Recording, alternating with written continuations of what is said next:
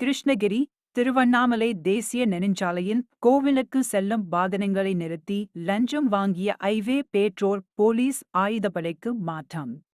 கர்நாடக மாநிலத்திலிருந்தும் ஆந்திரா மாநிலத்திலிருந்தும் மேல்மருவத்தூர் ஆதிபராசக்தி கோவில், மேல்மலையனூர், திருவண்ணாமலை உள்ளிட்ட கோவில்களுக்கு பக்தர்கள் வாகனங்களில் செல்கின்றனர்.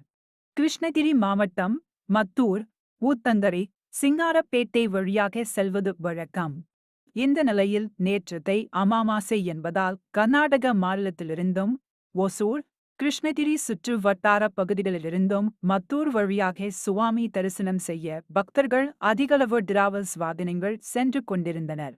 மத்தூர் டோல்கேட் அருகே ஊத்தங்கரை சப்டிவிஷனுக்கு உட்பட்ட ஐவே பெட்ரோல் வாகன பணியில் இருந்த சிறப்பு காவல் உதவி ஆய்வாளர் திருநகரன் மற்றும் தலைமை காவலர் சரவணன் ஆகிய இருவரும் தொடர்ச்சியாக வாகனங்களை நிறுத்தி பணம் வசூலித்துக் கொண்டிருந்தனர்.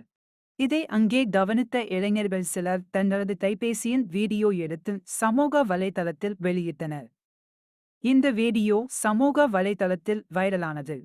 இதையடுத்து கிருஷ்ணகிரி காவல் கண்காணிப்பாளர் தங்கதுரை இருவரையும் பணியிடை நீக்கம் செய்து ஆயுதப்படைக்கு மாற்றம் செய்தார்.